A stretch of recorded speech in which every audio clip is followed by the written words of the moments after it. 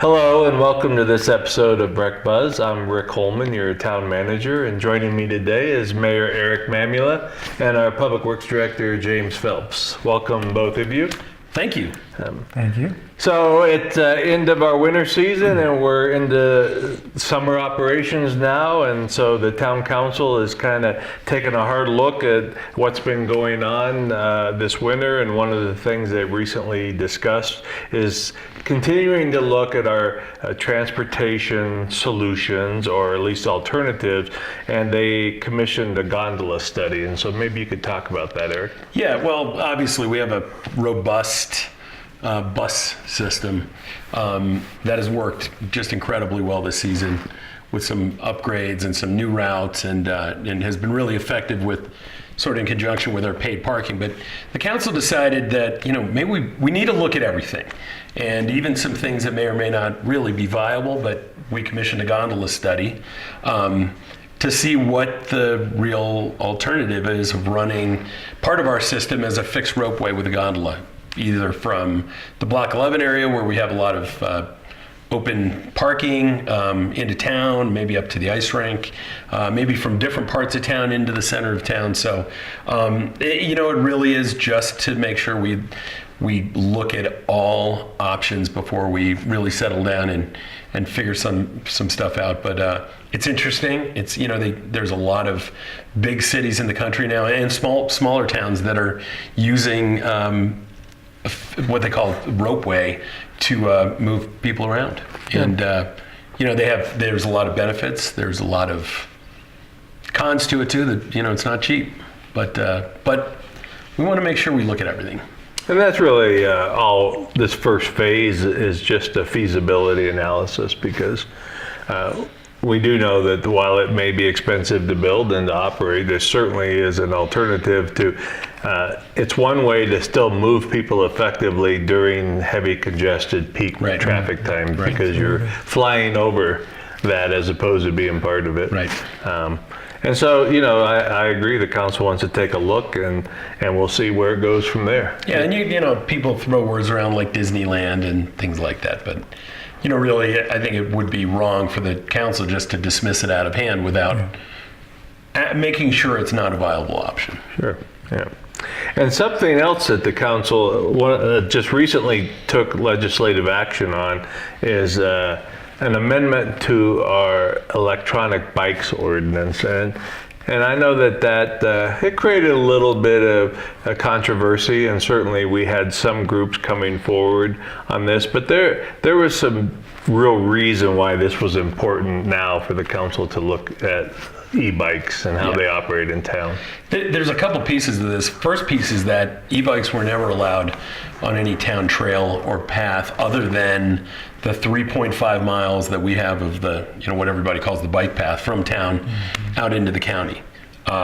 So really what we did in conjunction with our partners, the Summit County and the Forest Service, who control the other 55 miles of the path that don't allow e-bikes, was to just make it so that we weren't putting people on e-bikes through our path system into the county where it was illegal. And we felt that it wasn't proper to put sort of unknowing tourists into a system that where they really aren't allowed.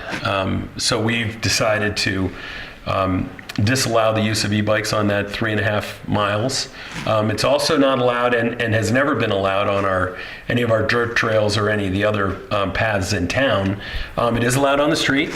Breck is robust with bike lanes and sharrows, and anybody that's in town in the summer sees a lot of people riding around. So there is plenty of lineal footage to ride an e-bike around the community, use it for transportation or just for pleasure. And we felt that this was the proper way to handle it. Until the day when the county and the Forest Service changed the rules for the rest of the bike path, and then the council would look at it again.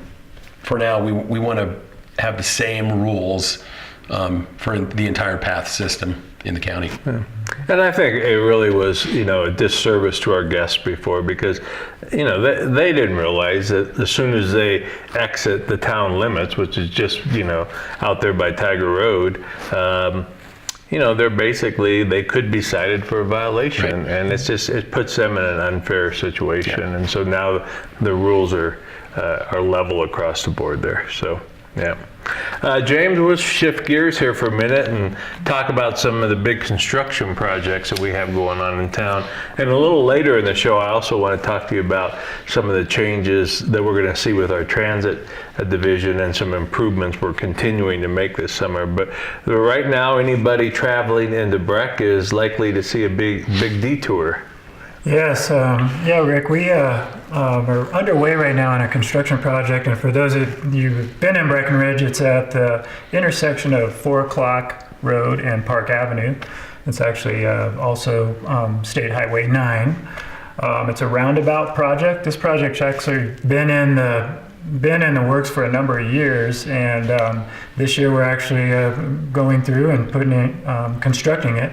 It's a project that's in part partially funded by CDOT, and we're doing the project management. The town is doing the project management.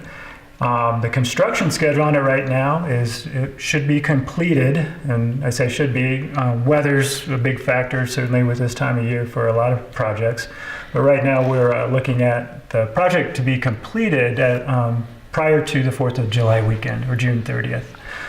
So that roadway will be restored back to its all travel lanes. So all the businesses, while there is access to all the businesses now and to the residential areas, the detour signage won't be up like it is currently. So that work will take place and is taking place now. There will be some associated work off that alignment that will go into first week or so of July, but it won't have any impacts to the roadway. And that is really the first phase of the project. The landscaping and some of the pretty things, I guess, will come a little bit later in the season. So that's another roundabout on Park Avenue that we're going to see. And there are people out there that feel that they kind of frown when they hear the word roundabout because people just don't think that they're very effective.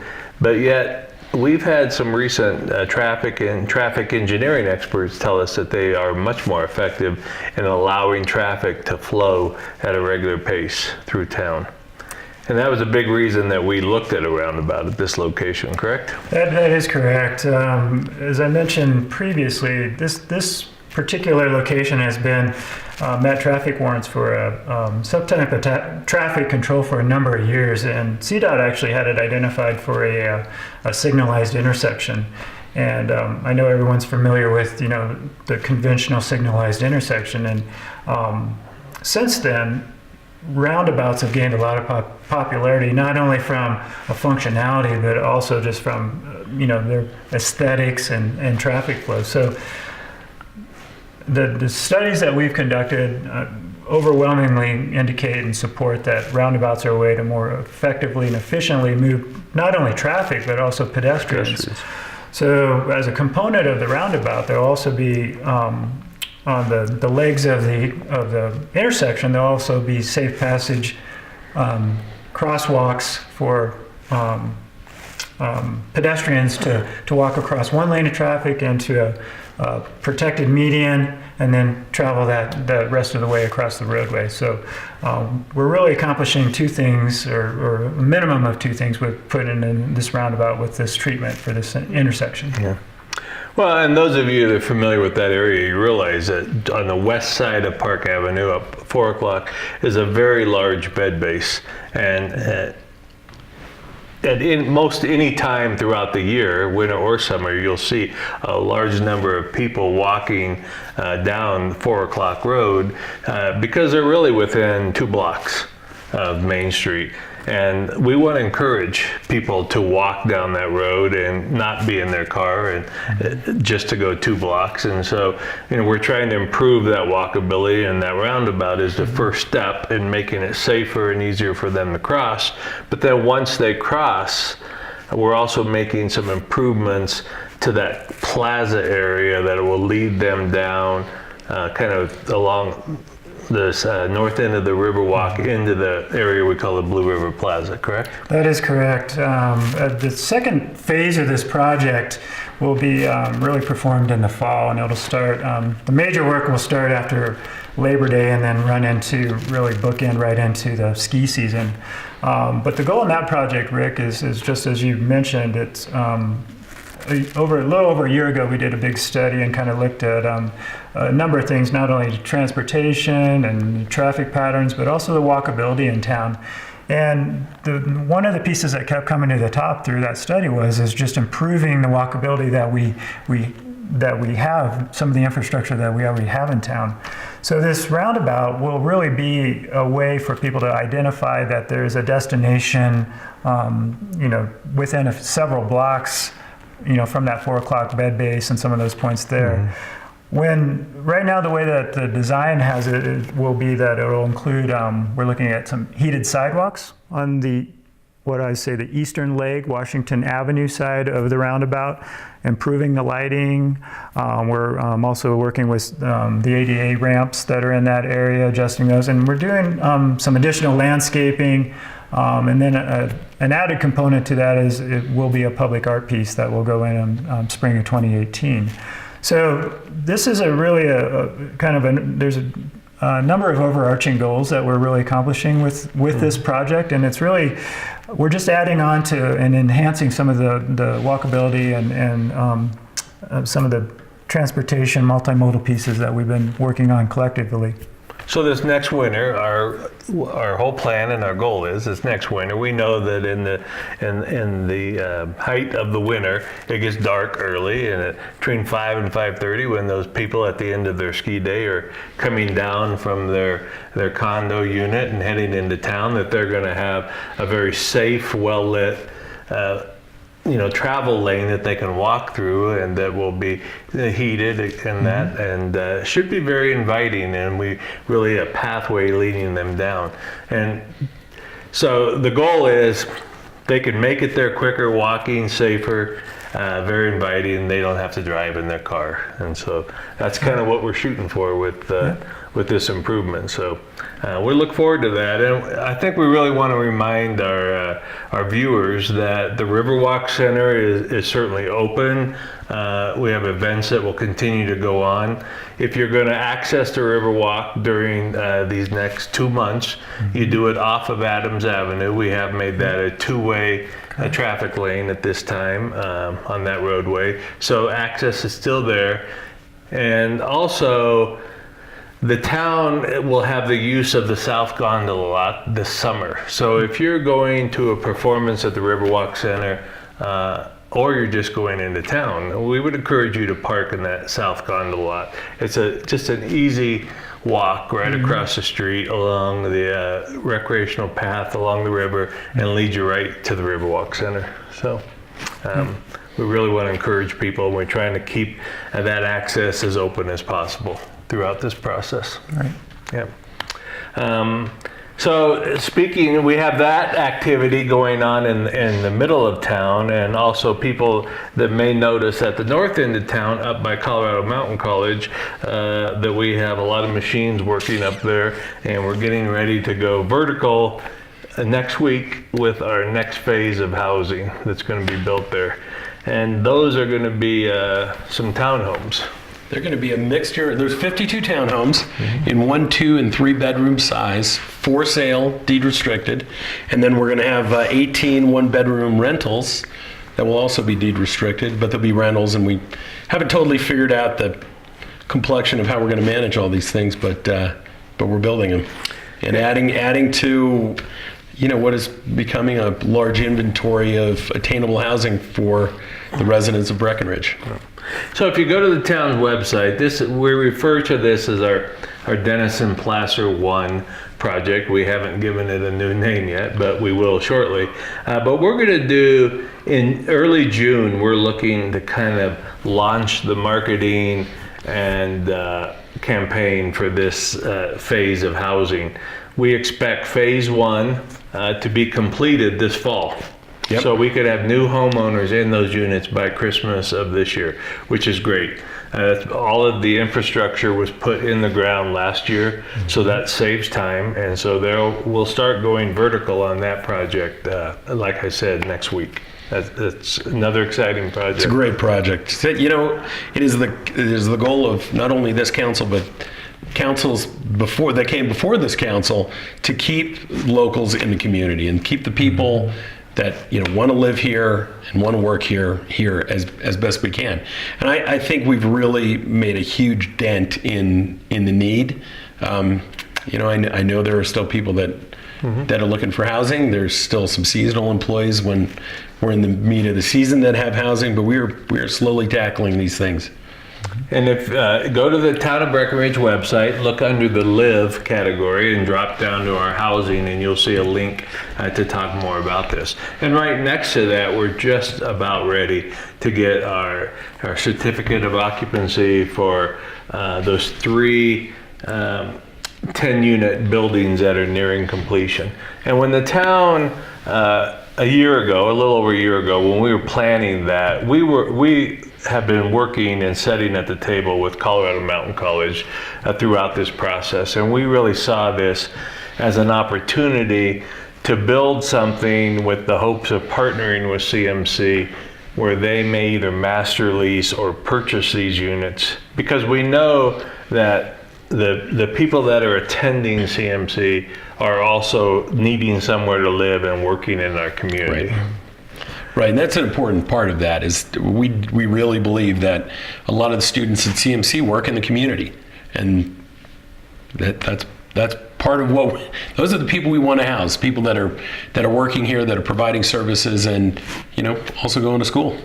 Yeah, and so the town will be looking at entering into a kind of a long-term agreement with Colorado Mountain College for a purchase option for that. In the meantime, they will be kind of master leasing 2 of those buildings as they see how it works with them trying to kind of get into the housing business as part of their operations for CMC, because this particular campus has not provided housing. Right. They do have some campuses in Steamboat and Glenwood Springs and some others I'm sure I'm forgetting that have housing, but they're trying to get into that, and this is a good opportunity for them here. And it helps the town because we're providing housing. They are paying us back if they do purchase them for the cost of that construction, which allows us, and we're putting people in housing that didn't have it before, and allows us to take that money and work on our next Build something project. else. Yes. Yep. And we also, our project on Huron Road, just up from 7-Eleven, that we're doing jointly with the county. I think we're scheduled for kind of a ribbon cutting on that in June also, and they're going to start taking names and doing a lottery system so that we can have a very fair process on who gets selected, because there's only 26 units, and a couple of them are reserved for the county and a couple for the town for some employee housing, but out of the 22 public units available, I think last I heard there's 80 names on a wait list to get in there. Just good. Just shows you how big the need is in the community for the kind of products that the town's building. Yeah, so, great things happening, and there'll be more, and we'll talk about that each time that we come together. That's a lot of things happening countywide with housing. I know something that's going on also that people are going to notice in Breck is if they drive by the rec center, is a big hole in the side of our building out there. This is my favorite project that we're working on now. Selfishly, I will add, we are doing a $17 million upgrade to the rec center. The 2 biggest components of this are to move the indoor tennis facility that is currently attached to the rec center, build a tennis center outside where the outdoor courts currently are, and then recapturing that space that's in the rec center, putting a floor on it and having a multi-floored fitness area. It'll include things like an indoor turf gym so that kids can play baseball and lacrosse in the wintertime. We'll have a larger weight and fitness area, and then upstairs will be the sort of aerobic fitness, spin bikes. We'll have some more studios. We're going to have an intensity studio, and then in the meantime, we're also going to recapture the areas that are currently bikes and aerobics and then weights, and convert them to some offices for the staff, and then a great kids area with a 2-story playground.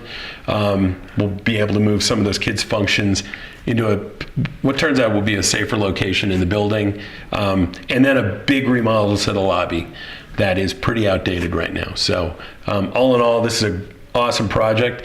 The council decided rather than drag this over 3 or 4 years, we would get it done all at once. So this is a 12-month event with only one really long closing, probably in September of 3 weeks, when hopefully it'll be beautiful and we'll be all out hiking and riding our bikes. And with the moving of that tennis to a new facility, that actually allows us to, as part of this remodel, to gain about 17,000 square feet of new usable programming space in the rec center, which is great. And it's certainly, while that price tag sounds like a lot of money, and it is a lot of money, a big part of that is also a total redo of our HVAC and our heating and cooling system. And as the mayor stated, this is 25 years old. It's very inefficient. Most of it was due to be replaced in the next 2 to 4 years anyways. And so that a lot of that expense the town would have incurred. And so it's a great opportunity to do it as part of this remodel. And it'll be a much more efficient operating system in the future. Yeah, this is exciting, and It's I think super exciting. if you go onto our website and look at Breck renovations, Breck Ridge Rec renovations or something, you'll find it on there. They actually have a time-lapse video of them creating the hole in the side of the building, and so they could get the big equipment in, and it's kind of cool. Yeah, it's really cool. Yeah, and I think that's the best part of this whole thing, is that we can continue to use that facility during this kind of a major renovation, because it's just a domino of how we'll move from one thing to the next. And we hope that the majority of the new programming space, where the cardio and all that, will actually be new and operational by the end of this year. Yep. And we'll be in there. So yeah, stay tuned. We'll keep giving updates as we go on that. And if you haven't driven by and looked at that, you need to do. Yeah, So, and if you go in the lobby, there's some great illustrations of what exactly is going on, and some sort of mock-ups of what it'll look like. So yeah. So this is May, and typically the town tries to always kind of give our locals a break. Everybody's come off a busy season, and we know things slow down, and it's a nice slowdown. And we are all of our parking programs and restrictions are lifted for the month of May, and actually as soon as the ski area closed, so the end of April through May. So I take advantage of that, and you don't have to feed the meters and go to the meters or worry about the meters during the month of May. And so that's just one of the things that is going on with regards to our parking and transportation. But James, I'd like to talk a little bit about kind of what the next steps are with transit. And let's start with technology, because we've had this on our radar system for the past year, and we're getting ready to go into kind of our implementation phase now. That's correct. This is a really exciting project. This is, as you've mentioned, we've had this on our radar for some time now. But as with all technologies, they're advancing so quickly anymore. It's really amazing to see what's out there anymore. What we're doing right now is we went under contract with a company, Synchromatics is the name of the company, and they specialize in transit technologies and everywhere from arrival boards. So we're looking at the technology through GPS and AVL technologies where you'll be able to see the buses on the system real time. And AVL is the automated vehicle locator. Correct, right? Yeah. correct. And, to some extent, the system, the Breck Free Ride, has been living under some of these technologies for a number of years, but it was a system that wasn't all, there wasn't a good synergy with the whole system. It was all kind of patched onto over the years. And again, it was just really due to that was the best technology at the time. And so now we've partnered with a company that has the whole package and will be able to implement the whole program all at one time. For the rider, again, some of the things that'll be really, should be really quick and easy and should help the people's understanding of when the buses are coming will be both a mobile app, so you'll be able to see on your phone, much like in the parking world, there's Parkion, which you have a map on your or a app on your phone. You'll be able to go onto this mobile app and set your favorite stops, and you'll be able to put time reminders on that, and you'll also be able to see where the buses are on the system. So from a local base, and I think the locals will certainly get to know that and program their phones to their favorite stops. But the feature that will also be beneficial for our guests here. There'll be obviously a big marketing effort with this. We're going to look to be putting it out on all the lodging brochures and everything that the town puts out. And certainly we'll have it branded in the Breck station and at some of the stops. We're really looking for the guests to be able to easily see this on their mobile app as well for those situations where it's not, not difficult to maybe outside in a snowy environment where you might have to take your gloves off. The thing that I should say about the technology also, we are looking at putting arrival boards at some of the stops, at some of the top stops. So the arrival boards are, for anyone that's been familiar with the transit industry, maybe seen it in larger metro locations, there's usually can be a LED board. They'll say bus arrives in 4 minutes, bus arrives in 8 minutes. So, for our guests that, might have, be holding pairs of kid skis and, gloves and maybe a bag of groceries, it will be amazing to be able to just at a glance see that the bus is coming in 4 minutes or whatever, frequency that. So in this first step, let's talk about this summer. How many of those arrival boards can we expect to see that we're going to put out there? Well, right now we're looking at about 20 locations for arrival boards.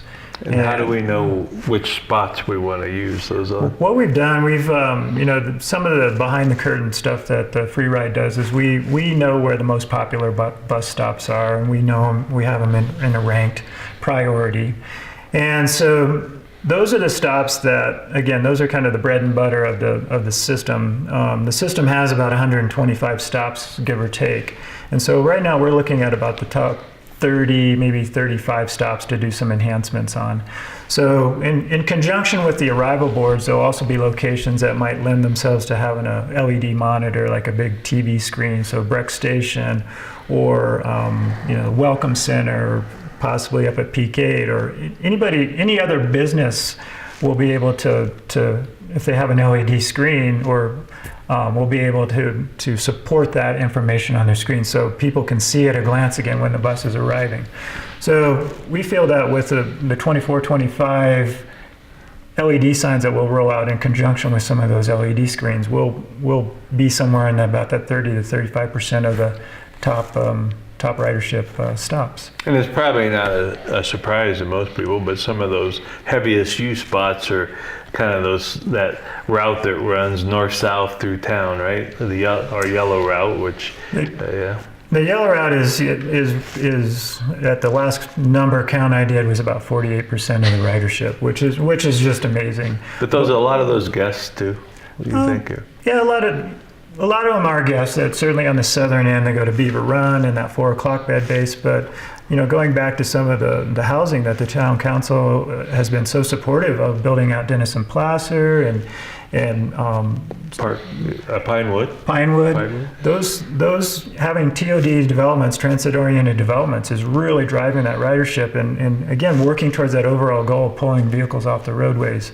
And so it all works in conjunction, parking and transportation and affordable housing, and going back to what you said, Eric, is for keeping the locals in town, giving them a way to get around town without driving their cars. So this project, we're shooting to have this all rolled out and fully beta tested by the start of the winter season, or November 1st. And what was it about this particular technology? Because I always find this interesting. There's so many choices out there now, right? And I think you actually put together a group of people that had some knowledge, some technology experience and knowledge in those areas to help you kind of sort through these different options and pick the one that you thought was going to be best for Breckenridge.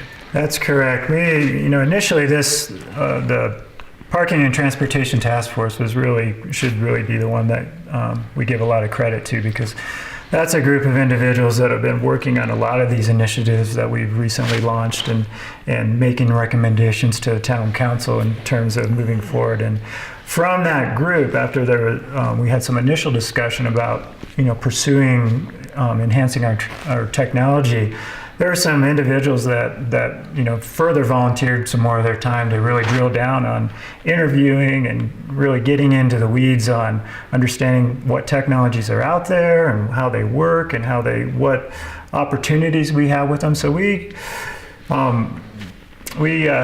selected a smaller group to really drill down on this particular technology enhancement, and it was made up of a cross-section of individuals from the business side, from just the resident side, from the lodging side, certainly internal people to the free ride. And we went out for an RFP, and we had seven applicants, and we narrowed that down to 3 or 4 for interviews, and then we narrowed that down to 2, and ultimately selected the company that we're working with now. And through that whole process, I feel very confident that we answered a lot of the questions that, from that. It's often, from the staff side, it's often easy for us to look at and say, this thing is going to work great, because we're so close to it on an everyday basis. But we really wanted to make sure that from the public side, that it was going to be something that was easy to use, easy to use, easy to understand, and ultimately, drive our ridership. Yeah. And we think this is a very reliable company, but with any technology, there's always a few wrinkles to iron out, and there will be, but we feel pretty good about this one. And so, stay tuned, and you're going to see some of these things start to happen over the course of the summer. And in addition, you're going to be your team will be doing some improvements to some of our transit stops. We made a lot of additional routes in in very short time right before winter, and some of those I think we got us through the winter, but now we need to go in and make some improvements at some stops, and I think there are things that we've noted as we've used them one winter that it would be nice to have trash receptacles, even dual trash recycling receptacles at a lot of certainly our stops that have X number of people using them on a regular basis. And that's some of what you guys are going to do this year. Yeah, as part of that technology too, Rick, you hit it on the head. We're also, it always had been the plan to enhance some of the stops that we've currently have and formalize them a little bit better than what they are. And recently, transportation's an area for the town that the numbers are just month over month, year over year, are just increasing. So, again, having the support of the town council to continue to support and promote and recognize transportation in this community is amazing. Our ridership this year is already tracking 10% year over year from where it was last year, even through the first 4 months of this season. And a lot of those areas, honestly, are in the residential areas where we're building that workforce housing and affordable housing. And with that comes additional interests and amenities. And we'll be discussing here in the next couple of council meetings, potentially adding some bus shelters, benches, trash, recycling receptacles, increasing the lighting in conjunction with what I just mentioned, the LED arrival boards. It's all part of a bigger picture of really, making transportation something that people feel is both reliable and efficient, and they just easy to use. Well, and we were told, and it's ringing true, that if you want people to use transit, you have to make it reliable and you have to make it frequent. Yes. And easy for them, right? Yep, easy and often. Easy and often, and we're seeing that. We are seeing that. Yeah. And we think, the trolley was new for us this year, and we think it had great success in town. It was so successful, the council said, we think we should have buy another one. Yeah. Well, the challenge is that when we need it the most is when we're the busiest. And when we're the busiest, it's hard sometimes for that to be frequent. And we just discussed the importance of that frequency. And so, when the town is busy, it just can't move through Main Street as quick as it should to try to stay on just a 30-minute route. Right. So we'll have two trolleys now, sort of following each other, halfway down. And between that and right now, if something happens to the trolley we have and it breaks down, then we have no trolley. So that's correct. This sort of serves a dual purpose. And the trolley's been wildly successful. I'm assuming amongst visitors more than locals, but with the rest of the transit system, it has just been a great year of success for us. Yeah.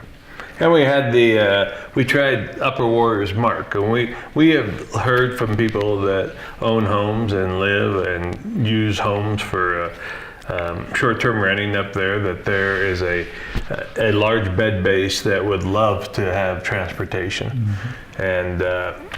And as we committed to looking at these things, we contracted out to run a shuttle up there. And I think for the first year overall, we would say it was a success. Absolutely. This was a conversation, providing transportation to Upper Warriors Mark. This discussion and/or conversation has been out there for a number of years. And as a town, we just never really knew what the ridership, that latent demand would really be in that neighborhood. Again, the Parking and Transportation Task Force was where this really initially got vetted out in terms of should we go ahead and make a recommendation to town council to provide service. And it was pretty unanimous even at that task force level that we should, as a town, should try it. And again, it's all working in relationship to reducing traffic congestion in town, encouraging people to use other modes of transportation. So really from that standpoint, it was really kind of a no-brainer. We should try it. So last fall, town council gave a go-ahead to go out and solicit vendors to operate that service. And as you mentioned, Rick, we did pick a company to do that. And from first year, from looking at the numbers for first year, it was more successful than maybe I would even had you asked me. It was only 4 months. We did it a little over 4 months. It was about 135 days of service, and I think it moved, transported over 13,000. Correct. Over 13,000 riders in that short period of time, and it's for something that occurred very late and didn't get marketed that well. And we committed to try this for 2 years, and so we'll be running it next year, and then we're going to evaluate. Whether we build that into our permanent system, and we expect those numbers to increase actually next year. So those are a lot of cars that aren't on the street. Yes, it is. Yeah. Yeah. Everybody that rides the bus is another car that's not circling looking for a parking space. Yeah. Well, I want to thank you both for joining us here today. It's always nice this time of year. You feel like we've just gotten through another successful winter, and I think we all get that kind of shot of adrenaline when the weather gets nice too, because we enjoy that change of season and the summer coming. And I'm looking forward to the exciting things that we have coming up. with transit that you were talking about, James, and we're all going to continue to watch the construction that's happening in town and stay on top of that, because we want everybody to just enjoy another beautiful summertime in Breckenridge. So thank you both. And Thank you, Rick. Thanks, Rick. And we'll look Thanks, forward James. to seeing our Eric, viewers thank at you. the next session. Thank you.